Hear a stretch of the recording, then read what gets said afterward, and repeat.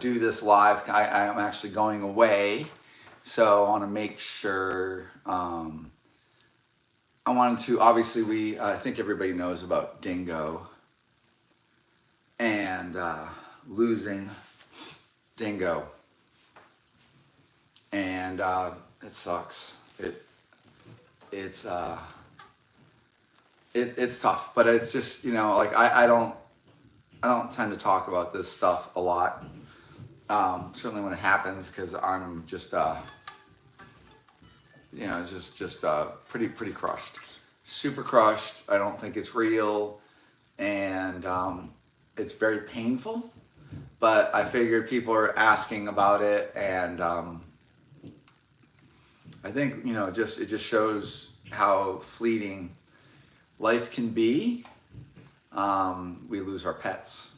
We lose our pets. And I always have an idea that, so if we have a dog or a cat, all the love that we get from that animal every day, we have to pay it back in the end. And it comes all at once. So even when we have a wonderful person like Dingo, and we just love seeing his social media, love hearing him talk. I loved hearing him talk. I love that man.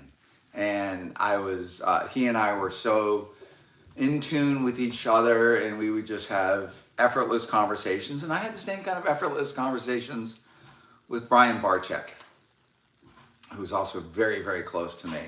And I didn't really talk too much about Brian because it was pretty hard for me to deal with.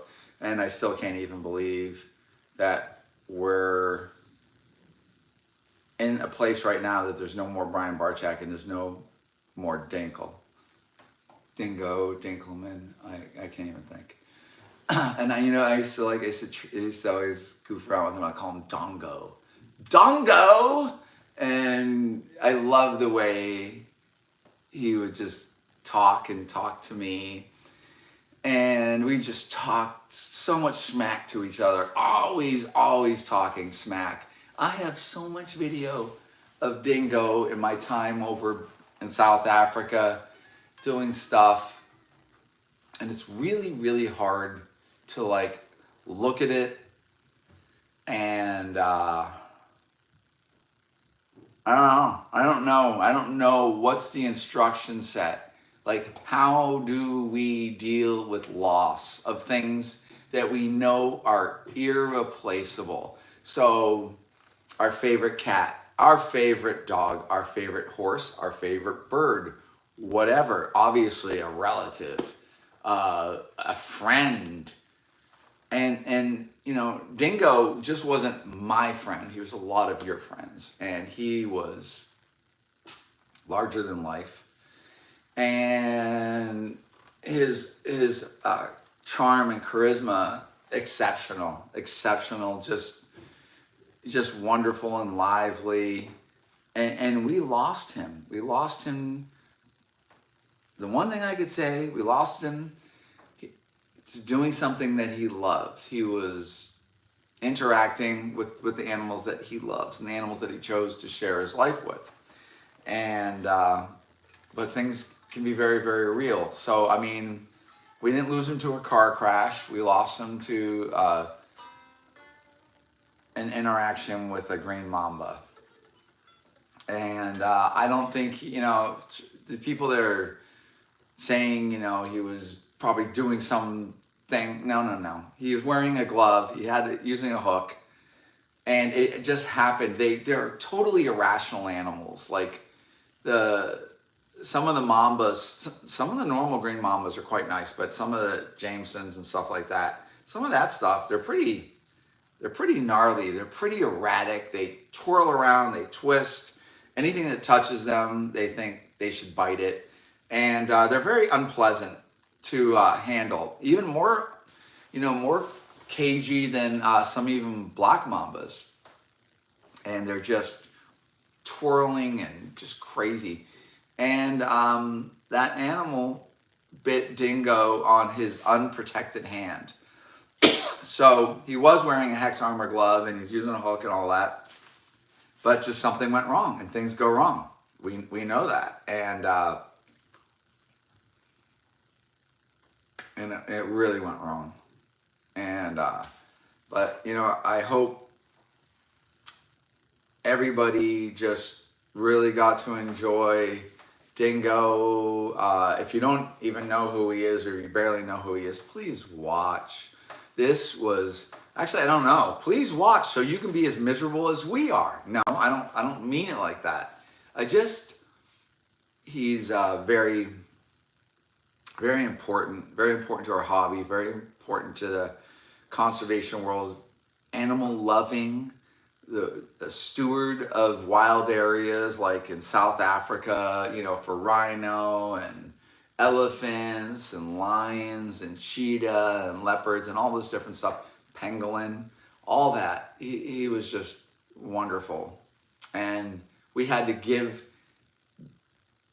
him back, give him away.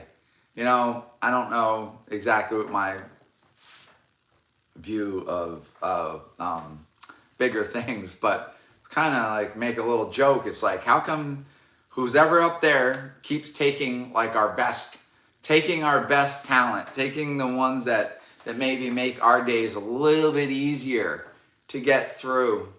I'm not even reading all your guys' comments. It's too but so all the love I had for Dingo and all the enjoyment I got out of being close friends with him, now I have to suffer the tragedy of losing this man. And his wife, Kirsty, who is a lovely lady, very stoic, very prideful, very proud of her man, Dingo, Graham, and his 3 kids, and you know, and I cannot imagine what pain that they're enveloped in, and where their days begin and end. I just don't know, and I don't know what's gonna happen with all the forward movement of Dingo was trying to build a zoo. He bought this really nice property. They dug a well. They didn't have electricity yet, but it's all fenced, and they have hoof stock there. So they have Enyana and giraffe and wildebeest and probably kudu, stuff like that. Different, you know, just antelope and whatnot. And he was really, really excited about it. Thank you very much. Somebody, who was that? Zombie Bros. Oh, you're very kind. Thank you. Very. And so he's having this thing, and this is like the site of his zoo that he's building. And I've been there multiple times. And we would just drive around and look at this, Kev. This is going to be this. And oh my God, you can just almost see it now. And just that excitement. And these are the things that, you know, he thrives on. I feed on that. And we get each other super excited. And then, so all this excitement, all this everything, and then all of a sudden, it's gone.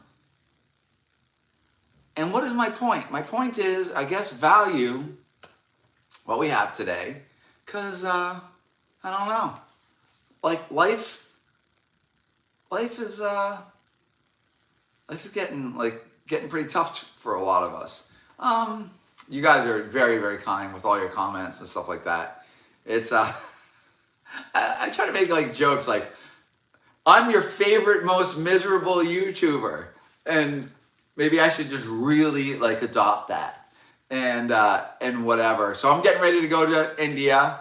There's a giant rescue over there that I'm involved with, Rescue Zoo, and it's amazing. And my skill set, I really get to start doing terrific things with my abilities and my eclectic nature of things. And it's big things coming in the future.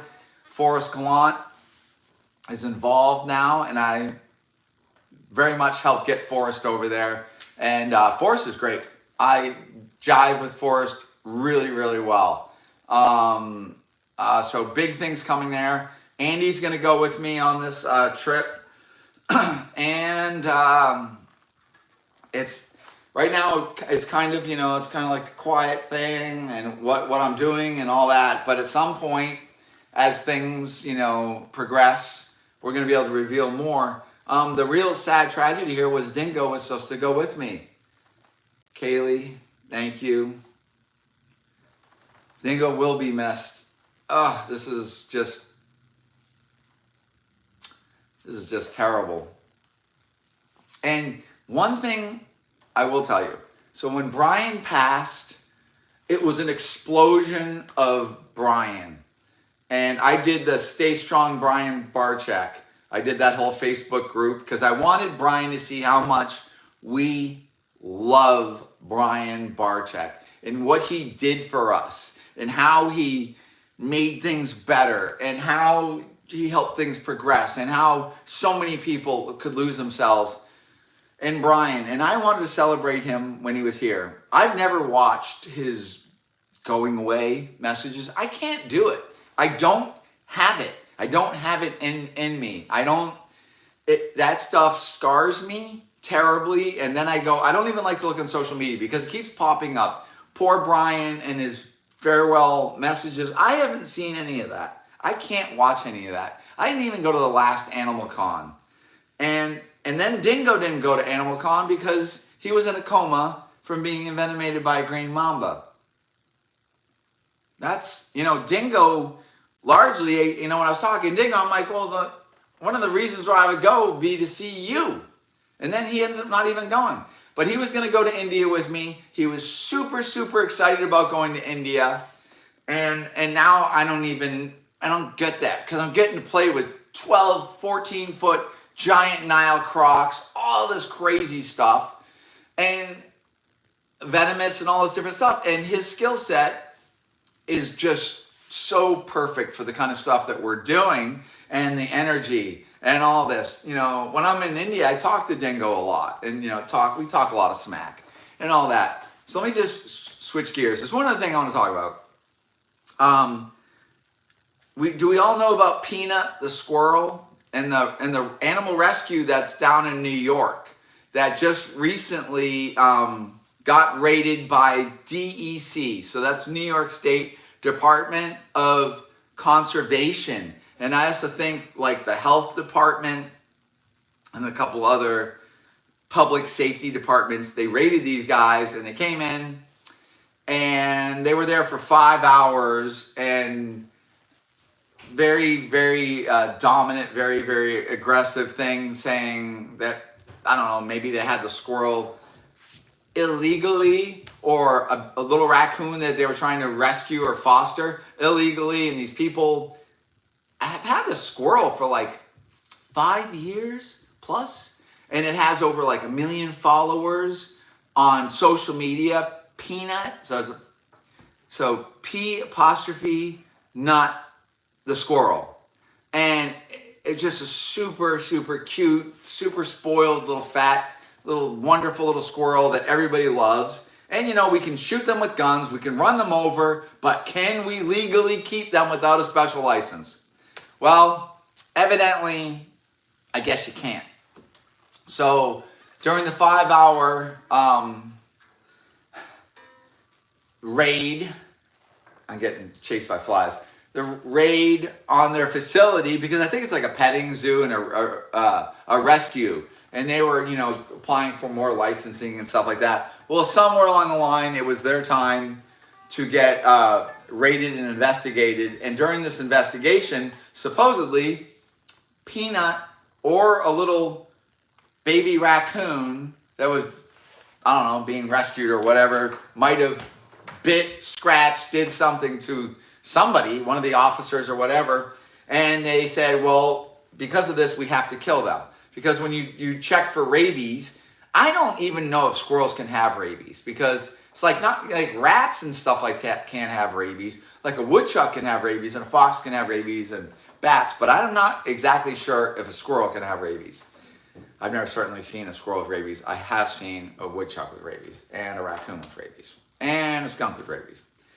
And so to test for rabies, you have to kill that animal and you chop off its head. And then they check in the brain tissue. I mean, come on. So, of course, the human animal interaction, we must make sure that humanity is protected from the rabies. We must kill the little cute squirrel, kill the little raccoon, and oppress somebody that loves animals and just mush their faces into the ground. And they got news crews there and doing all these horrible things. They've absolutely ruined these people's lives. And these people are probably, total animal lovers, which it appears they are. And just like a lot of us, we're all trying to we love animals and animals are dictating our lives and we lose ourselves in animals and we have empathy for animals and we want to save everything like I do. And so maybe you keep a squirrel and it's illegal. Okay, it's illegal. Does that law constitute right or wrong?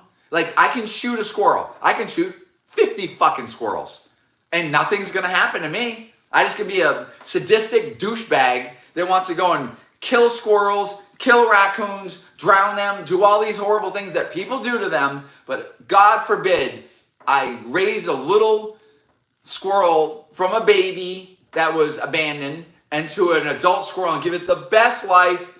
And they said, oh, that squirrel could have been near somebody. You're exposing people to a disease vector, or the raccoon, a disease vector. And there are diseases, there are parasites that can cause blindness from little raccoons. And obviously, rabies and it can go through, it can be vaporized, all that different stuff can be inhaled. I'm not denying that there is a minimal risk with the raccoon, but the squirrel, I don't know. I mean, no, I've raised lots of squirrels and nothing, zero. You might get them when they have fleas or something, but you can get rid of that pretty easy. But the right or wrong, that's enough for these authorities to come into your life and ruin your lives. So remember, when they're creating laws in all these different states, federal laws, statewide laws, even within city limits, and they say you can't do this and you can't do that, and you're like, well, let's see you try to stop me. Well, it's pretty easy. When they come and knocking on your door, they come to raid you, they don't act like this low-key thing. They pretty much act like you're a drug dealer. And they will come in with, semi-auto or full auto, ARs, whatever. I've seen them in tactical gear. There was a woman that I knew, and she had a squirrel, a blue jay, and she had goldfish. And she lived in Maine. And she had this blue jay that was amazing. And Maine Fish and Game raided her house, took and killed all her goldfish, because you're not allowed to have koi or goldfish outside. And I guess one of the officers, the squirrel was really, really friendly. So the squirrel was coming over near him, and he goes, if you don't lock that thing away, I'm gonna fucking kill it. And she's like, it's just a little squirrel. And they took everything from her, and she was horrified. I mean, these are the blue jay was ridiculous. And I saw a video of it, and I don't know if they euthanize all these animals, but Maine will actually euthanize illegal animals. And they're going to do this in a lot of states. And this is where we're going. Certainly Canada likes to do this.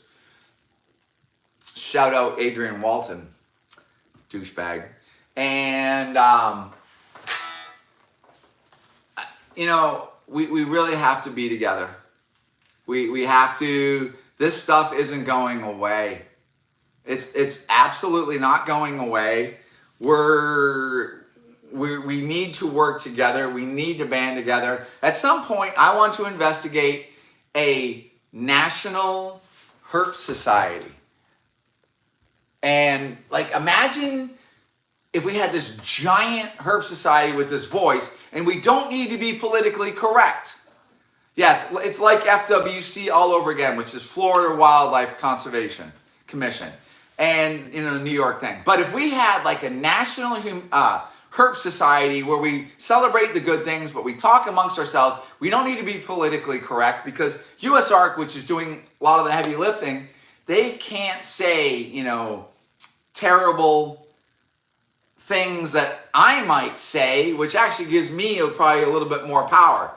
So I hope everybody realizes right now with the Animal Welfare Act, USDA, the United States Department of Agriculture, is now in charge of facilitating inspections for bird breeders. So the USDA is now regulating bird keeping, bird breeding.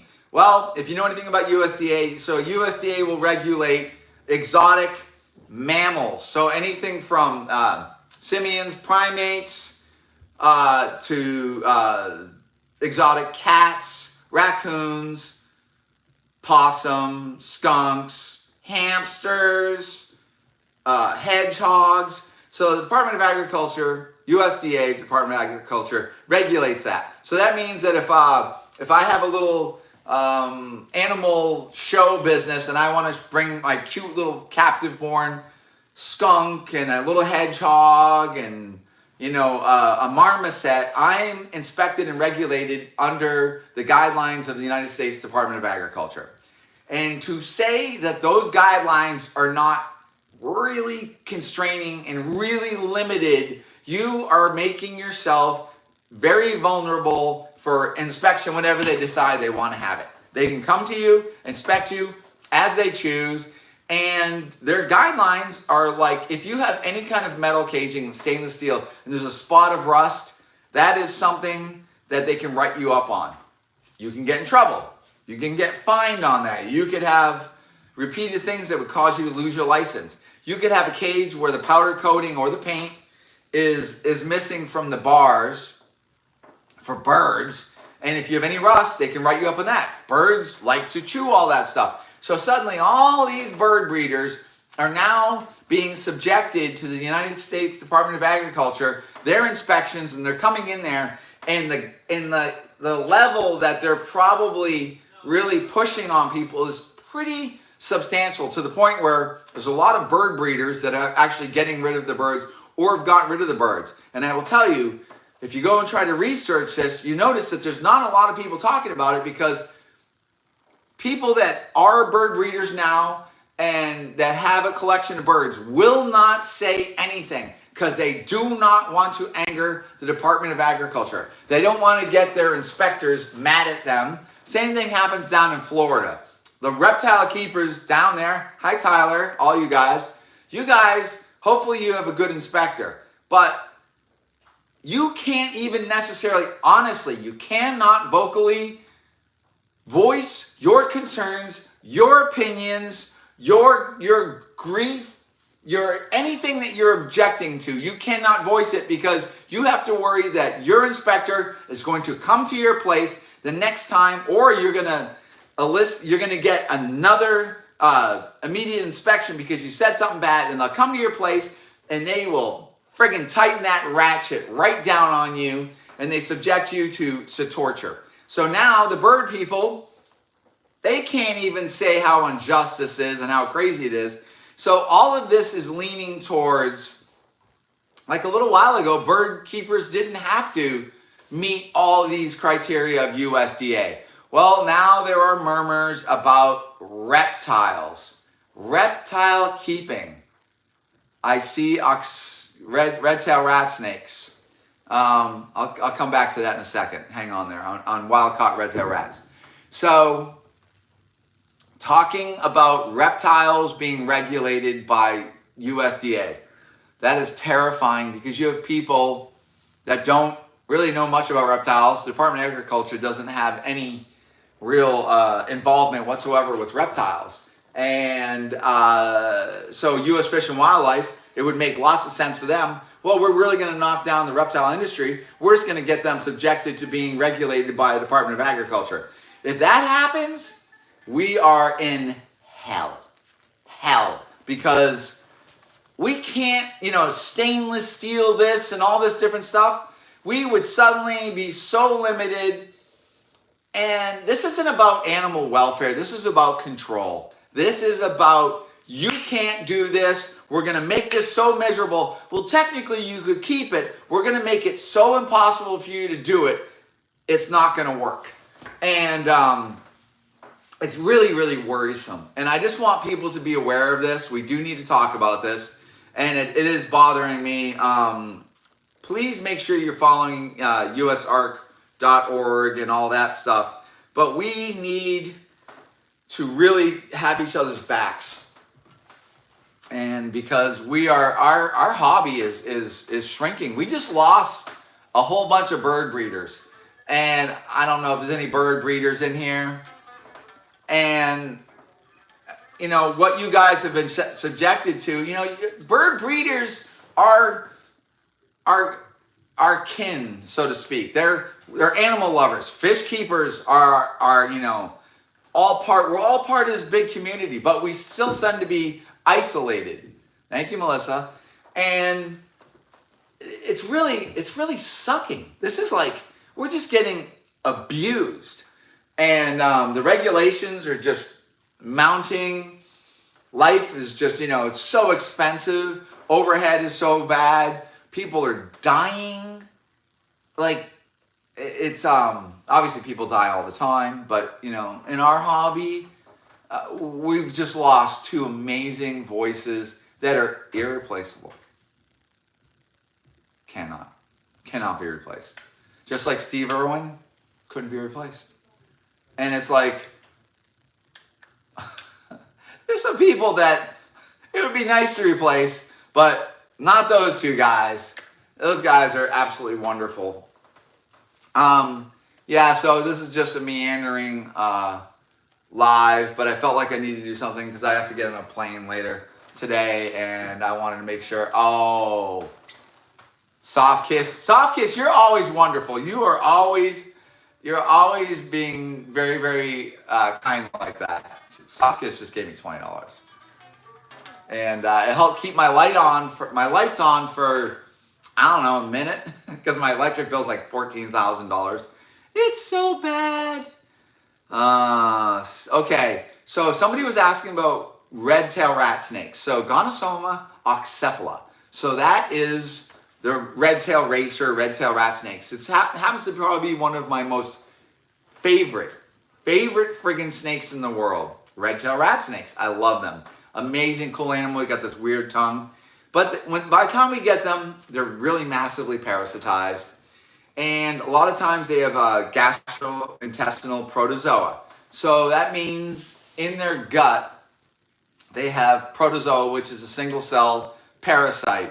And the treatment of that for Gonosoma is 75 milligram per kilogram once, and about 7 to 10 days later, make sure you give lots of water during that too, because metronidazole can be kind of dehydrating too. But you give metronidazole flagyl orally, 75 milligram per kilogram, once with water, and then 7 to 10 days later, repeat it again. And you could do another 10 days. To get rid of all the different nasty ascarids, pinworms, and all that, we're generally going to use fendibendazole, which is Panacure. And that for a Gonosoma would be 100 milligram per kilogram. You treat it once, and you treat it 10 days later. You can treat Panacure and flagyl together on the animal. Just make sure it's well hydrated. Keep your meals small so we don't get regurgitation. Keep the water super clean. Hot spot, like 90 degrees. Ambient temperature, like 82, 84. Maybe even hot spot, 90 to 94 degrees. They like a hide box. I probably recommend keeping it on paper while you're treating it, because you want things as clean as possible. Lots of good places for it to hide. They are semi-arboreal, but they easily will use hide boxes, and just keep that water clean. Yeah, I have a lot of videos on meds and stuff like that. Hi, Georgia. Let's see. Hang on. Georgia Altic. Thank you. You're kind. I wasn't even doing this for any I wasn't trying to like, he's begging for money. You guys are very nice. What a wonderful bunch of people. You guys, just my audience. It's like, you know what's really interesting? I can just sit here and talk about dribble, like just literal nonsense, and you guys just sit there and listen to me. How about I kill a couple flies? It's fall in New England, and the flies be coming inside. Oh, guys, I don't know. I'm really sad. I don't know how to get over this. You can't. A lot about honeybees. I love honeybees. My honeybees. I just treated my honeybees for Varroa destructors mites. So honeybees have a horrible mite that they didn't evolve with, at least here in the United States. Actually, honeybees are not native to the United States. So it's the Varroa mite, and it was introduced here into our ecosystem, I think in 1987. And these little mites are really nasty, and they affect the majority of honeybees, and they get into the hives from other bees or whatever, but they get them. And these mites are really nasty, and they basically suck out all the juices, essentially, of honeybees. And they'll also go into a brood cell right before they cap that brood cell. So you have the queen bee lays eggs, and then you have larvae that develop into pupa. And before they're going to go through the last bit of metamorphosis, they the nurse bees and the worker bees come over and they'll cap that cell. Well, the mites will flood into that cell, and they'll feed on that baby developing bee, and ultimately they'll kill or weaken that bee so much that it dies. And so they take out a lot of honeybees in the hive. So I treated it with oxalic acid, and there's a whole treatment for that. It's obviously it's nothing like snake mites, because if you treated bees with anything for snake mites, you would kill the honeybees too. But oxalic acid is a good way to kill some of these mites, and I just recently did that. I do recommend anybody, if you guys ever thought about keeping bees, honeybees, I'd strongly recommend it. If you have a house with a deck, you could literally put a hive there.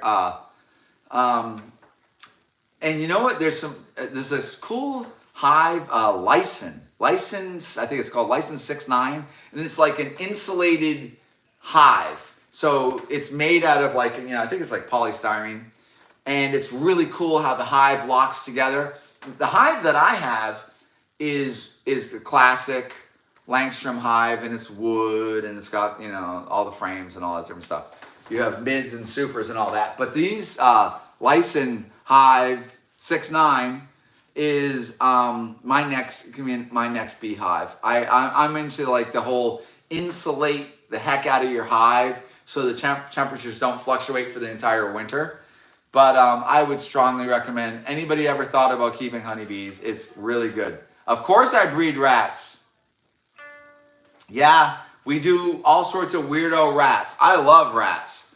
Obviously, we also have rats for snake food, but I love rats. I love mice. So we have a lot of fancy mice. We have fancy rats, and I'm actually the guy that actually brought Dumbo rats into this area a long time ago.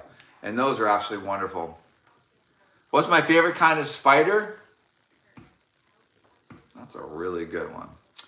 I really like Brachypelma. So any of like the Mexican red knees, flame legs, all that, because it's a very large, very tractable, long-lived spider that you can get captive bred, and they're really wonderful. So Brachypelma, so like Mexican red legs and stuff like that, red knees.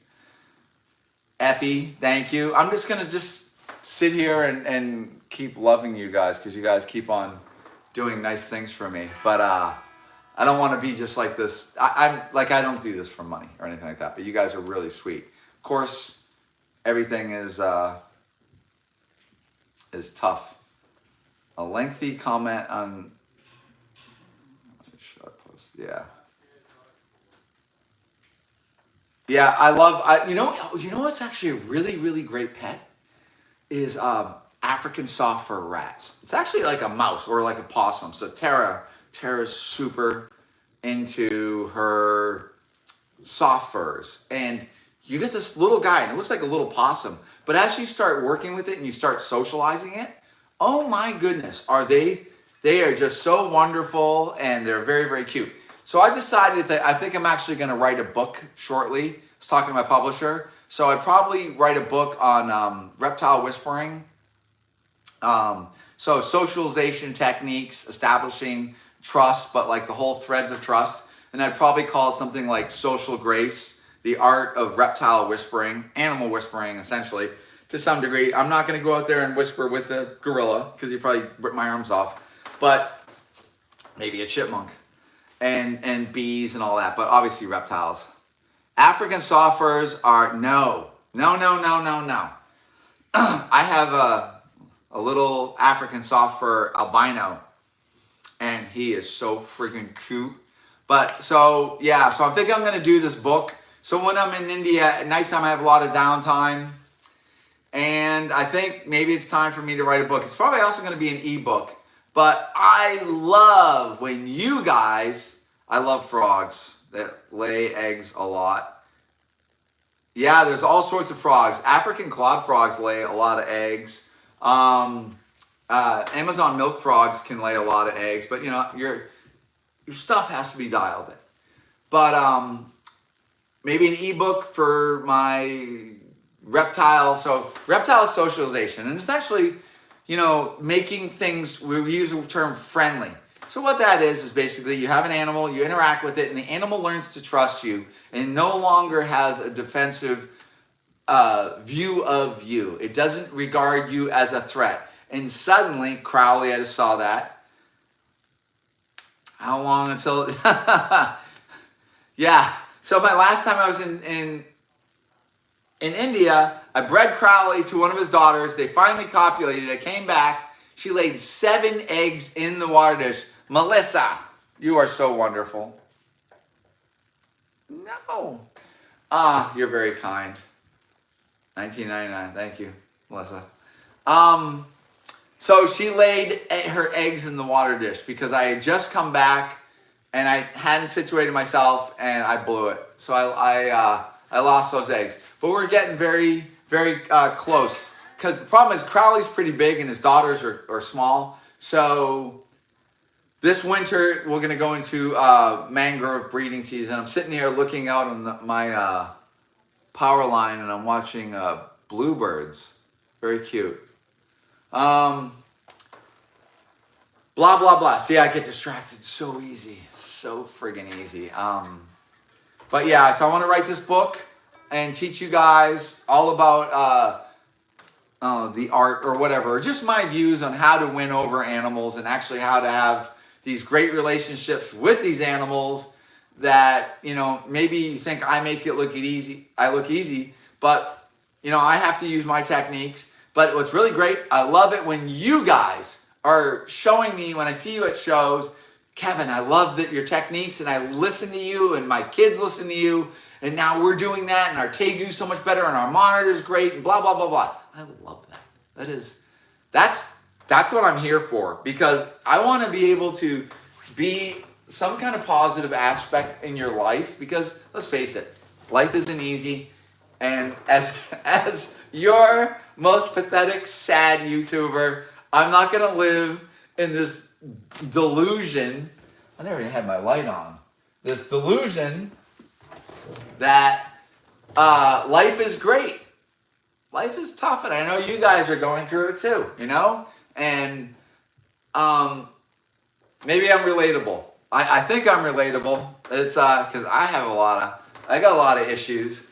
And so anybody that is, you know, pretty much that is following me and gets some kind of smiles or some kind of positive thing, I appreciate you guys. I love meeting you guys. And I don't like people, but boy, when you guys come up to me and I get to see you guys in the shows and we do these pictures, I've gotten pretty used to it now. And it's actually really cool. It's because I'm making some kind of a difference, some kind of helping you with a relationship with animals, or my weird knowledge, or the things that I like to babble about. And you know, the fact that it's actually, it has some kind of value to you guys, I really do enjoy that.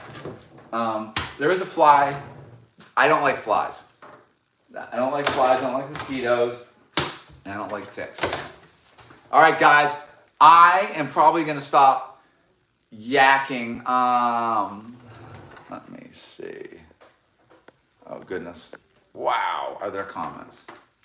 Teach you how to... that's very cute.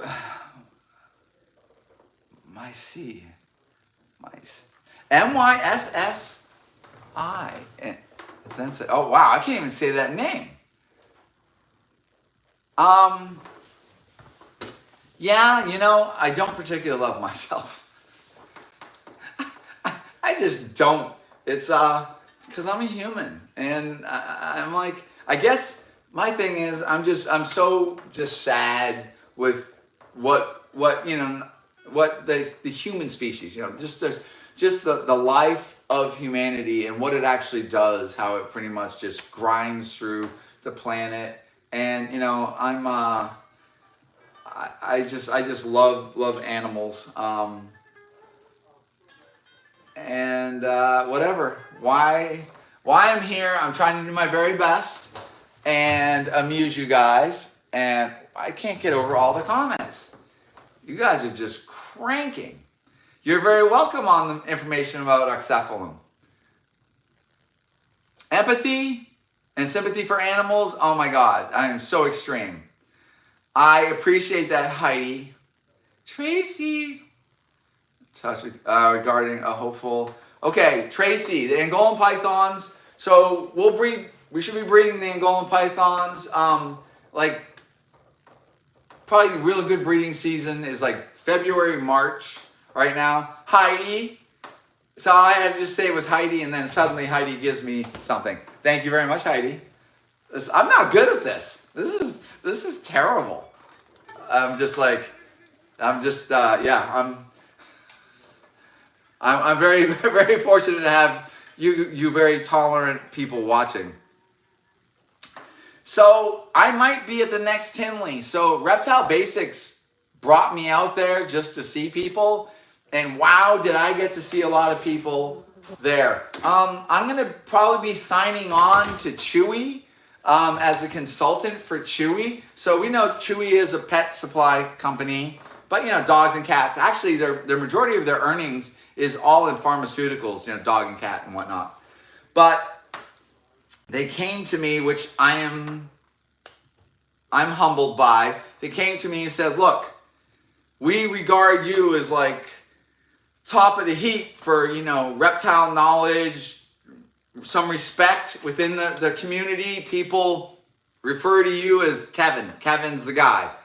And they're like, we want to have somebody that has significant expertise in all things reptiles, and then we would like to work with that knowledge and have me look at their products, critique products, tell them products that they should probably start carrying, and probably do some videos on why is this heating pad good, why does this thermostat suck, why does the hot rock suck, why do we want to do this, why does stuff like that. So I would start working with Chewy, and Adam Wickens, who's an awesome guy, he is, and I like Adam, and boy, what a good choice he is. Hi, Valindras. He's now working with Chewy, and there's a few other people going to be working, I think, with Chewy, and we're going to have a little group of us. But I think it's really great because Chewy realizes there's so many people getting into the hobby.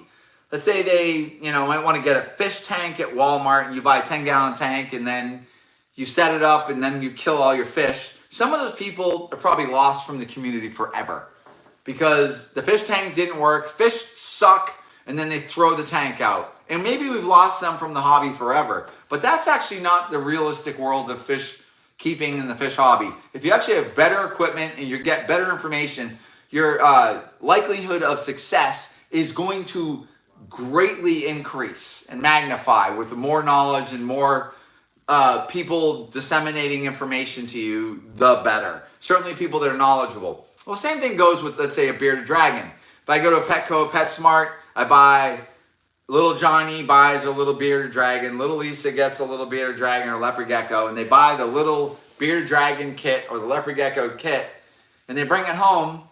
I don't really think that that little kit is really going to suffice for really good success. And I think Chewy's now appreciating that. And maybe we should give them more information, more digestible information, more accurate information that will at least target the basic needs of that animal for success.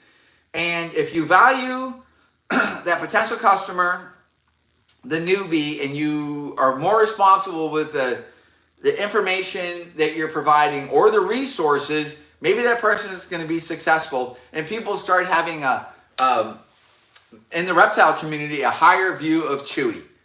And that's what we're probably going to start working for. So it's really good. I've been talking to Chewy. They're really, really nice people. Carol Cox, thank you very much. Thank you, Carol. Somebody respects me. That's good. Thank you. I appreciate that. And so I'm really happy with Chewy because I think Chewy, they're pretty massive, and I think they have the power to do some good things. And we want Chewy on our side, so therefore we got to get on Chewy's side.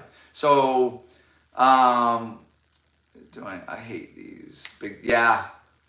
So it is really interesting to listen to what Chewy's talking about. They're like, we want to do something different. We really want to do something different. And I talk to them, and they're open to my ideas, and that might actually end up helping us down the road. More big companies that we can get aware of the reptile hobby and listening to our little voices and working together. Remember, guys, I always talk about it, but we have to work together because divided, we're really going to just be snuffed out. All the laws and legislation and the hardships of life. Let's face it, just feeding our animals, housing our animals is very expensive now, and the state of electric bills and food and housing costs is extreme. So we have to make the very best of all of our potential. Jara, thank you. Wow, you're very kind. Thank you. You guys are just, wow. You guys are, I'm just doing this just to talk to you guys. We have started South African U.S. ARC to help. South Africa. South Africa's got plenty of challenges for keeping reptiles. So doesn't Europe and all that. We really could go on and on and on. Thank you, Mia. You guys are, if I stay on here too long, I'm gonna have like a big giant ego head. No, you guys are great. It's at least you guys know. I know. Thank you very much, Sherry, about Dingo.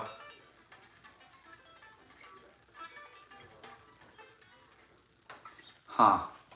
This is my fidget spinner right here. Yeah, well, you guys are much appreciated. And I'm just saying that. You guys are just obviously to see you guys talking and all the different stuff like that and saying a lot of nice things. Well, I'm here for you guys as far as I want to be a resource. Yes, an adult fidget spinner. It is definitely. Yes, and losing Dingo and Brian in the same year is really horrible. It doesn't seem real.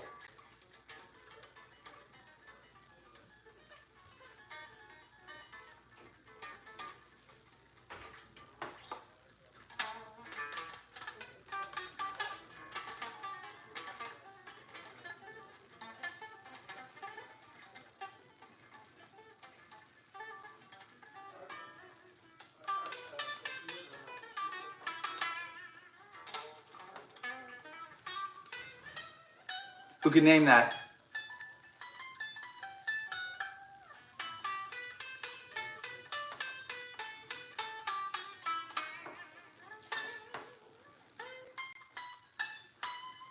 Who can name that? It's an Aussie song. Please keep. All right, guys. You guys are great. I guess I've messaged with Kirsty. Kirsty is just, oh my God. I try to be respectful. I'm close to Kirsty. She's wonderful, but I want to be respectful because all the little burdens of everything and being everything for all the people that are wishing you well, sometimes there's not enough for yourself. And I know that when I'm crushed, I shut down and I just become like, I just shut off, and it's probably not the greatest thing because I hold things too long and I get tortured. But, I want to be aware of her. So I don't know. So I have not spoken to Kirsty. I've only just messages. It's just, I guess we all deal with it differently. And I tend to be, I go quiet, and I just suffer. I guess. I don't even know. All right. I'm done. You guys are great. And so we're going to be traveling. I think Andy's going to post some stuff. But you guys, with all your wonderful comments, I really appreciate you guys, because I know I go through a lot of struggles, and you guys help me lose myself when I'm reading what you guys are saying. And just remember, guys, I don't fake it. This is it. This is the good and the bad. And you guys are great. And George, thank you. You guys are... No, that was Revelation Mother Earth. I'm playing it real slow. Randy Rose. Oh. Oh my God. I forgot now.